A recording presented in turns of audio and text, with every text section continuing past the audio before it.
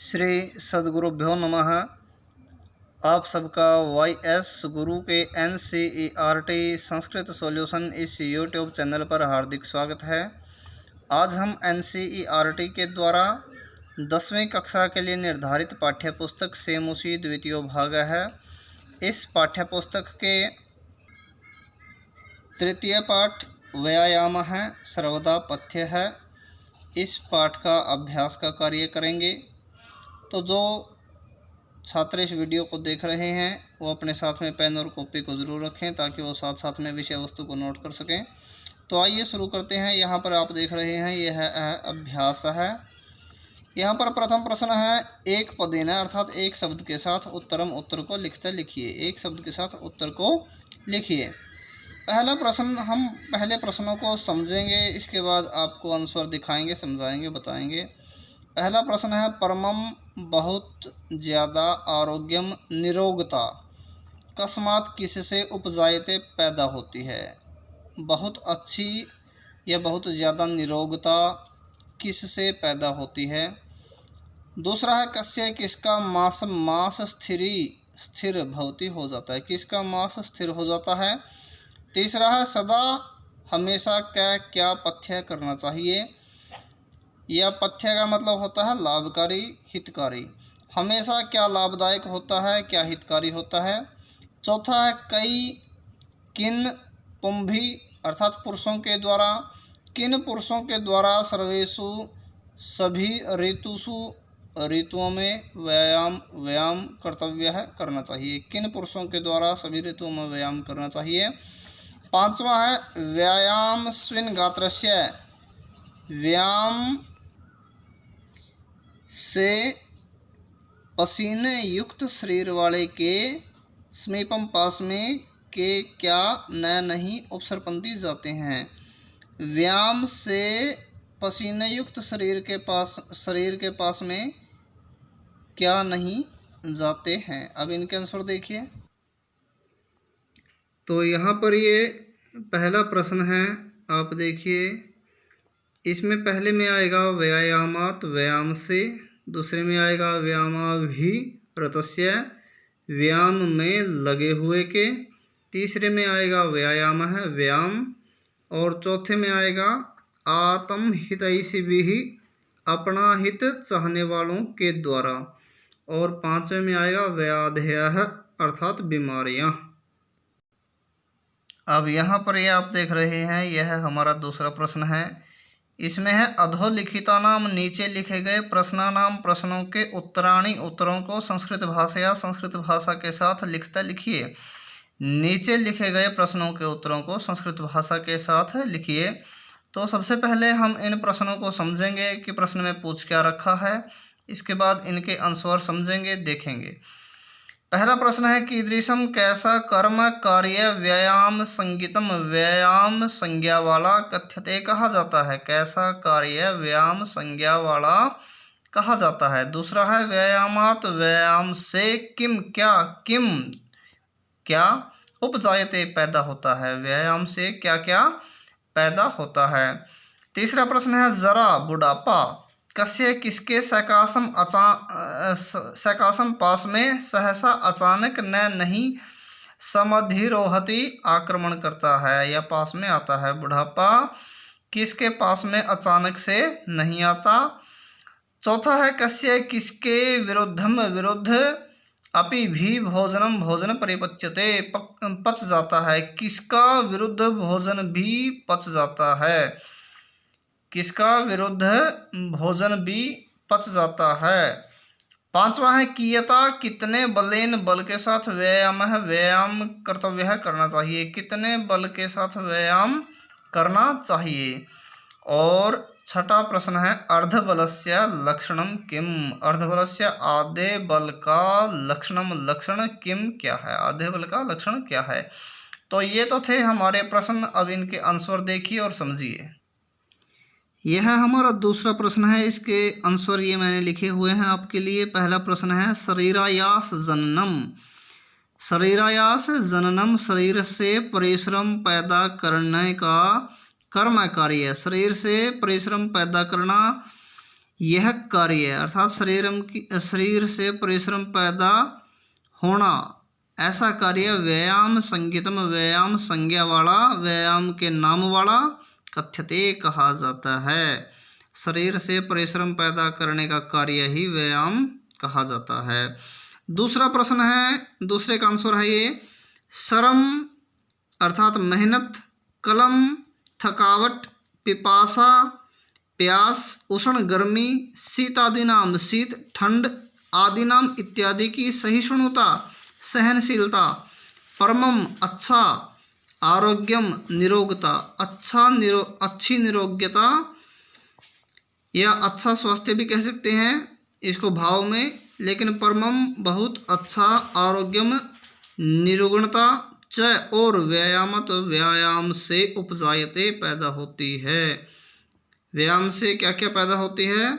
मेहनत करने की आदत पड़ जाती है, कलम थकावट बार बार नहीं होती, जब व्यायाम करना शुरू कर देते हैं तो थोड़े से कार्य से हमें थकावट फिर महसूस नहीं होती। पिपासा प्यास की भी सहनशीलता बढ़ जाती है, उष्ण गर्मी की सहनशीलता बढ़ जाती है, शीत ठंड की, इनकी सहनशीलता के साथ अच्छा निरुग्णता यानी कि बीमारियां भी दूर हो जाती है।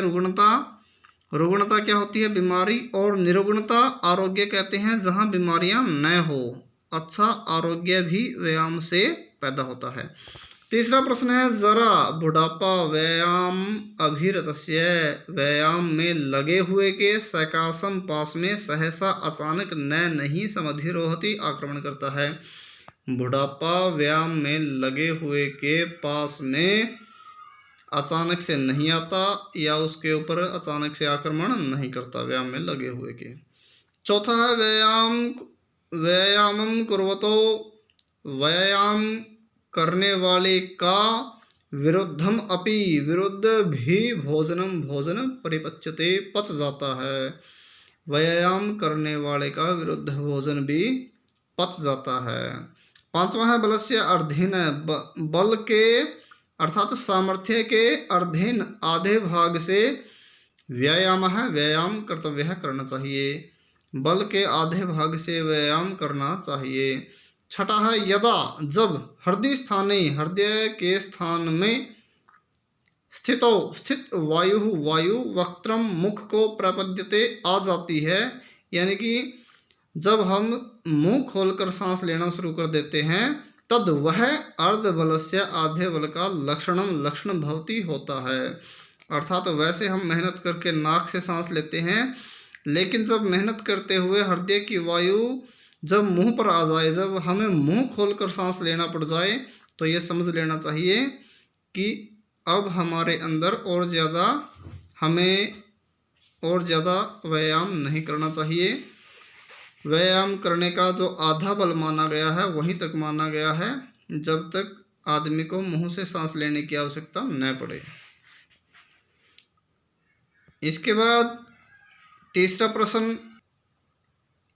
प्रश्न है, इसको देखिए। उदाहरण को अनुसृत्य अनुकरण करके कोष्ठक गतेषु, कोष्ठक होता है ब्रैकेट, जिसको हम हिंदी में ब्रैकेट कहते हैं उसको संस्कृत में कोष्ठक कहते हैं। ब्रैकेट में गतेषु आए हुए पदेषु पदों में तृतीया विभक्ति में तीसरी विभक्ति को प्रयुज्य प्रयोग करके रिक्त स्थानों को पूरा कीजिए। अब यहाँ पर ये देखिए उदाहरण दिखाया है इसने। व्यायाम है रिक्त स्थान, व्यायाम हीनम अपि, हीन को भी सुदर्शनम करोति, सुदर्शन सुंदर करोति कर देता है। ब्रैकेट में दिया है गुण, तो गुण में तीसरी विभक्ति लगाई तो यहाँ पर बन गया गुणाई ही। इसने उदाहरण बना के दिखा दिया, व्यायाम गुणों से हीन को भी सुंदर बना देता है। तो ब्रैकेट के अंदर जितने भी शब्द मिलेंगे सबके अंदर तीसरी लगानी है। पहला है रिक्त स्थान है, व्यायाम है कर्तव्य, व्यायाम करना चाहिए। बलस्यार्ध है, ये शब्द दे दिया, इसमें तीसरी आएगी बलस्यार्धीन है। वो कैसे लिखना है वो बाद में दिखाएंगे, तो पहले आप इनको समझ लीजिए। दूसरा है रिक्त स्थान, सदृशम जैसा, किंचित कुछ, स्थौल्यापकर्षणम मोटापा कम करने वाला, नास्ति नहीं है। ब्रैकेट में दिया हुआ व्यायाम, यहाँ पर व्यायाम इस शब्द के अंदर तीसरी विभक्ति का प्रयोग करना है, ये हम बाद में दिखाएंगे। यहाँ पर ये तीसरा है, रिक्त स्थान विना जीवनम नास्ति। विना अर्थात बिना, जीवनम जीवन, नास्ति नहीं है, ब्रैकेट में दिया है विद्या, तो विद्या के अंदर तीसरी विभक्ति का प्रयोग करना है। चौथा है स वह, रिक्त स्थान है खंजय, खंजय होता है लंगड़ा, अस्थि है, यहाँ चरण दे दिया, चरण के अंदर तीसरी विभक्ति। सूपकार है, सूपकार है कहते हैं रसोइये को। रिक्त स्थान भोजनम, भोजन को जिगरती, सूंघता है, यहाँ दे दिया नासिका, नासिका के अंदर तीसरी विभक्ति। तो अब इन शब्दों में तीसरी विभक्ति लगाने के बाद ये शब्द क्या क्या बनेंगे वो मैं आपको दिखाता हूँ। ये देखिए यहाँ पर पहला बनेगा बलस्यार्धीन है, जैसा कि आप देख रहे हैं बलस्यार्धीन है। दूसरा है व्यायामेन, तीसरा बनेगा विद्यया, चौथा बनेगा चरणेन और पांचवा बनेगा नासिकया। इस तरह से ये शब्द बनेंगे। अब यह चौथा प्रश्न है स्थूल। स्थूल होता है मोटा, पदम शब्द को आधारित या आधार बनाकर, मोटे शब्द को आधार बनाकर प्रश्न निर्माणम, प्रश्नों का निर्माण कुरुता कीजिए। तो इनको आप समझ लीजिए, इनमें कोई ज़्यादा चेंजिंग नहीं करनी होती, इनमें सिर्फ इन्हीं शब्दों को चेंज करना होता है और इनकी जगह पर हमने प्रश्नवाचक शब्दों को स्थापित करना होता है। वो हम बाद में दिखाएंगे कि इन शब्दों की जगह कौन से शब्द आपको स्थापित करने हैं। इन शब्दों की जगह प्रश्नवाचक शब्द स्थापित करके शेष जो पंक्ति है, जो लाइन है, वो ऐसी कैसी रहेगी और अंत में प्रश्नवाचक चिन्ह और आ जाता है। तो पहला देखिए, पहला है शरीरस्य, शरीर की आयास जननम, मेहनत पैदा करने का कर्म, कार्य, व्यायाम, व्यायाम इति ऐसा कथ्यते कहा जाता है। शरीरस्य को चेंज करना है। दूसरा है अर्य है, अर्य होता है शत्रु, शत्रु व्यायामिनम, व्यायाम करने वाले को, न नहीं अर्धयंती। ये अर्धयंती मिसप्रिंट है, इसको मर्दयंती कर लीजिए, आपकी किताब में गलत दिया हुआ है, इसको मर्दयंती, सही शब्द ये मर्दयंती होता है, कुचलना अर्थ में। शत्रु व्यायाम करने वाले का मर्दन नहीं कर सकते, अर्थात उसको कुचलते नहीं हैं।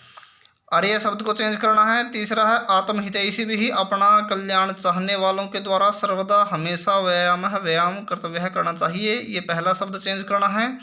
दूसरा व्यायामम, व्यायाम कुर्वतः करने वाले का, विरुद्धम विरुद्ध, भोजनम, भोजन अपि भी परिपच्यते पच जाता है, इसमें विरुद्धम शब्द को चेंज करना है। पांचवा है गात्राणाम, अंगों की सुविभक्तता, सुडोलता, व्यायामेन, व्यायाम से संभवती, संभव होती है।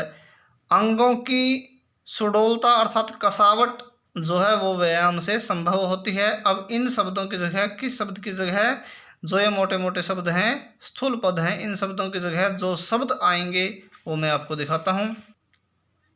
ये देखिए चौथे का, पहले में आप मोटे शब्द को चेंज करके कस्या रखेंगे और शेष पंक्ति वैसी की वैसी रहेगी, सिर्फ एक शब्द चेंज होगा, उसकी जगह कस्या आएगा।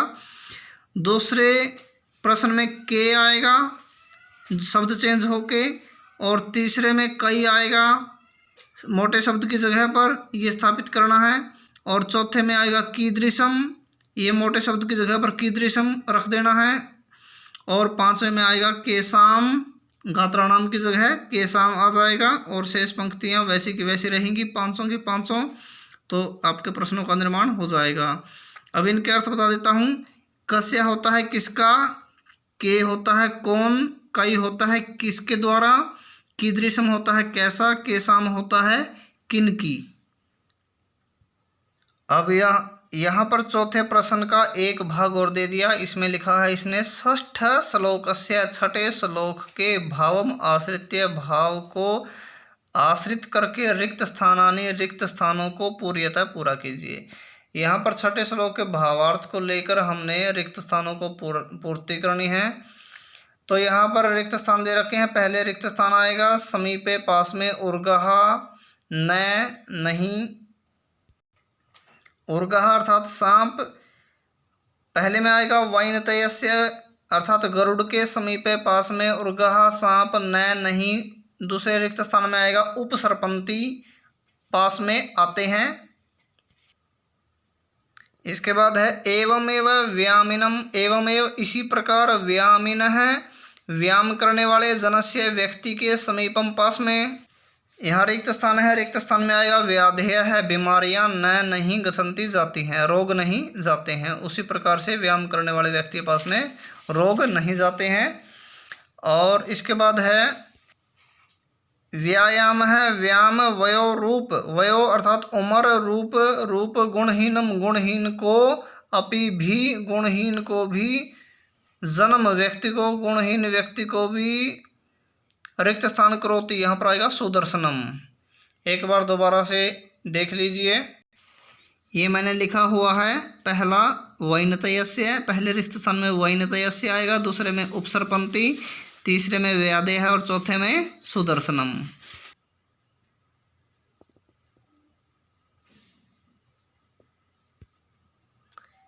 इसके बाद 5वां प्रश्न देखिए, इसने लिख रखा है व्यायामस्य लाभः, व्यायाम के लाभ, इति ऐसे विषयम, विषय को अधिकृत करके, पंचवाक्येषु 5 वाक्यों में संस्कृत भाषा, संस्कृत भाषा के साथ एकम एक अनुच्छेदम, अनुच्छेद होता है पैराग्राफ को, लिखिए, अनुच्छेद को लिखिए। तो यहाँ पर हम आपको 5 पंक्तियाँ दिखाते हैं, वो आप क्या लिख सकते हैं। यह हम पहली पंक्ति लिख रहे हैं, व्यायामेन मांसम स्थिरम भवति, व्यायाम के द्वारा मांस स्थिर हो जाता है, अर्थात मांस में कसावट आ जाती है चमड़ी में, व्यायाम के द्वारा मांस स्थिर होता है। दूसरी पंक्ति हमने लिखी है व्यायामेन क्षुधा वर्धते, व्यायाम के द्वारा क्षुधा होती है, भूख वर्धते बढ़ जाती है, व्यायाम के द्वारा भूख बढ़ जाती है, बढ़ती है। तीसरा व्यायामेन, व्यायाम के द्वारा रुग्णता, बीमारी, रुग्णता रोग दूरी दूर भवती होता है, व्यायाम के द्वारा रुग्णता बीमारी दूर होती है। चौथा हमने लिखा है व्यायामेन, व्यायाम से शरीरस्य, शरीर की कांति चमक वर्धते बढ़ती है, व्यायाम से शरीर की चमक बढ़ती है। 5वां हमने लिखा व्यायामेन, व्यायाम से उष्ण शीतादिनाम, उष्ण होता है गर्मी, शीतादिनाम ठंड, शीत ठंड, आदिनाम आदि की सहिष्णुता सहनशीलता उपजायते पैदा होती है, व्यायाम से गर्मी सर्दी इत्यादि की सहनशीलता पैदा होती है। तो ये आपका अनुच्छेद बन गया 5 पंक्तियों का। दोबारा से आप ध्यान से भी देख सकते हैं।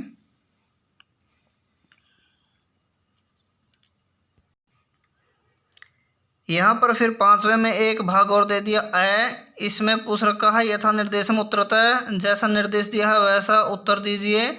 पहली लाइन देखिए, तत्कृत्वा वैसा करके, तू का अर्थात तो सुखम सुखी होती है, देहम शरीर, अत्र यहाँ पर विशेषण पदम की विशेषण शब्द क्या है, इस पंक्ति के अंदर विशेषण बताना है। दूसरी पंक्ति है व्यादेव बीमारियां न नहीं, उपसर्पंती पास में आती है, वैनतय गरुड़ के इव जैसे, उर्गहा सांप, ये पंक्ति दे दी। अस्मिन इस वाक्य में क्रियापदम किम, क्रियापद क्या है, इसमें क्रियापद पूछा है। तीसरी है पुंभी ही, मनुष्यों द्वारा, आत्महितैषी भी ही, अपना हित चाहने वाले के द्वारा, अपना हित चाहने वाले मनुष्यों के द्वारा। अतर यहाँ पर पुरुषई ही, पुरुषों के लिए, इत्यर्थे इसलिए, पुरुष से पुरुष के द्वारा, इत्यर्थे ऐसे अर्थ में, किम क्या, पदम शब्द प्रयुक्तम प्रयोग किया गया है। तो इस पंक्ति में हमें बताना है कि पुरुष के लिए कौन सा शब्द प्रयोग किया गया है। चौथा है दीप्ता अग्नित्वम अनारस्यम स्थिरत्वम लाघवम मृजा इति वाक्यात, यह एक श्लोक की पंक्ति दे दी। इति वाक्यात, इस वाक्य से गौरवम, इस वाक्य में गौरवम, इति इस पदस्य पद का, विपरीत अर्थकम विपरीत अर्थ वाला पदम शब्द चित्वा चुन करके लिखिए। और 5वां है न नहीं चास्ति च और अस्ति है सदृशम जैसा, तेन उसके, किंचित कुछ, स्थौल्यापकृष्ण मोटापा दूर करने वाला। तो ये एक वाक्य दे दिया, अस्मिन वाक्य, इस वाक्य में तेन, तेन उसके द्वारा, इति ऐसे सर्वनाम पदम, यह जो सर्वनाम शब्द है, तेन जो इस पंक्ति में आया हुआ है, यह सर्वनाम शब्द कस्मई किसके लिए प्रयुक्तम प्रयोग किया है। तो इनके आंसर देखिए, पहली पंक्ति में सुखम जो शब्द है वो विशेषण पदम है, दूसरी पंक्ति में उपसर्पंती जो है वो क्रिया पदम है, तीसरी में पुंबी ही जो है वो पुरुषार्थय प्रयुक्तम पुरुष के लिए प्रयोग किया गया है, चौथी में लाघवम जो है वो गौरव शब्द का विपरीतार्थक शब्द है, और पांचवें में आएगा व्यायामई व्यायाम के लिए, जो 3 शब्द है वो व्यायाम के लिए प्रयोग किया गया है। तो ये इसके आंसर हैं। यह आपका छठा प्रश्न है। यहाँ पर देखिए, निम्नलिखितानाम निम्नलिखित अव्ययानाम अव्ययों का रिक्त स्थानेषु रिक्त स्थानों में प्रयोग कुरुतः करिए। यहाँ पर ये अव्यय शब्द दिए हैं। अव्यय अर्थात अविकारी शब्द, इनको हम लिंग वचन इत्यादि के अनुसार चेंज नहीं कर सकते। ये हर एक परिस्थिति में ऐसे कैसे रहते हैं। इनके अर्थ समझ लीजिए। पहला है सहसा अचानक, दूसरा है अपि भी, सदृशम जैसा, सर्वदा हमेशा, यदा जब, सदा हमेशा, अन्यथा नहीं तो। पहला है रिक्त स्थान व्यायाम है कर्तव्य, इसमें आएगा सर्वदा अर्थात सदा व्यायाम करना चाहिए। दूसरा है रिक्त स्थान मनुष्य सम्यक रूपेण, पहले में इसमें दूसरी लाइन के पहले खाली स्थान में आएगा यदा जब मनुष्य अच्छी ठीक तरह से व्यायाम करता है, व्यायाम करोति व्यायाम करता है, तदा तब स वह सदा हमेशा स्वस्थ तिष्ठति रहता है। जब मनुष्य ठीक तरह से व्यायाम करता है तब वह हमेशा स्वस्थ रहता है। तीसरी लाइन है व्यायामेन व्यायाम के द्वारा असुंदरः जो कुरूप होता है, इसमें आएगा अपि वह भी सुंदरः भवन्ति सुंदर हो जाता है। चौथा है व्यायामिन है जनस्य व्यायाम करने वाले व्यक्ति के सकाशम पास में वार्धक्यम बुढ़ापा, इसमें आएगा सहसा अचानक ना आती नहीं आता है। पांचवा है व्यायामेन व्यायाम के द्वारा व्यायाम के, यहाँ पर आएगा सदृशम जैसा, व्यायाम के जैसा किंचित कुछ स्थूल्यापकर्षणम मोटापा दूर करने वाला नास्ति नहीं है। और अब है छठा व्यायामम समीक्ष्य, व्यायाम को देखकर ही कर्तव्यम करना चाहिए, अन्यथा नहीं तो व्यादेय है बीमारियां आ जाती हैं। तो ये आपको साथ साथ में भी मैंने बता दिए कि कौन से पंक्ति में कौन सा रिक्त स्थान में भरा जाएगा। यदि आपने ध्यान नहीं दिया, न सुना हो, तो एक बार यहाँ पर देख लीजिए। ये देखिए छठे का पहले रिक्त स्थान में आएगा सर्वदा, दूसरी पंक्ति में 2 रिक्त स्थान है, पहले में आएगा यदा, दूसरे में आएगा सदा, तीसरे पंक्ति में आएगा अपि, चौथे में आएगा सहसा, पांचवें में आएगा सदृशम और छठे में आएगा अन्यथा। ये इस तरह से रिक्त स्थान भरे जाएंगे। इसके बाद ये अभाग है, उदाहरण के अनुसार वाच्य परिवर्तन कीजिए। वाच्य परिवर्तन होता है जिसको आप इंग्लिश के अंदर एक्टिव वॉइस पैसिव वॉइस कहते हैं, संस्कृत में हम उनको कर्मवाच्य और कर्तृवाच्य भाववाच्य इस नाम से जानते हैं। इसने एक उदाहरण दिखाया है, आत्महितैषी भी ही अपना हित चाहने वालों के द्वारा व्यायाम क्रियते किया जाता है। और कर्तृवाच्य में बन गए आत्महितैषिण है, अपना हित चाहने वाले व्यायाम को कुर्वन्ति करते हैं।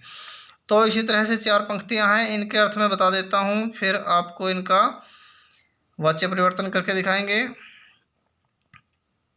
पहला है बलवता, बलवान के द्वारा विरुद्ध अपि भी भोजन पच्यते पचाया जाता है। बलवान के द्वारा विरुद्ध भोजन भी पचाया जाता है। दूसरी पंक्ति है जनाई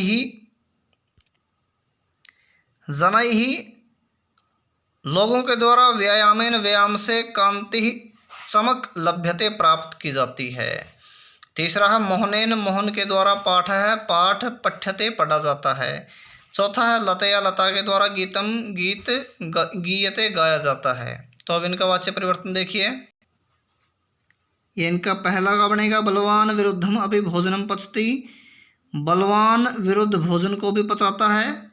दूसरा बनेगा जना है व्यायामेन कांति लभते, लोग व्यायाम के द्वारा कांति प्राप्त करते हैं।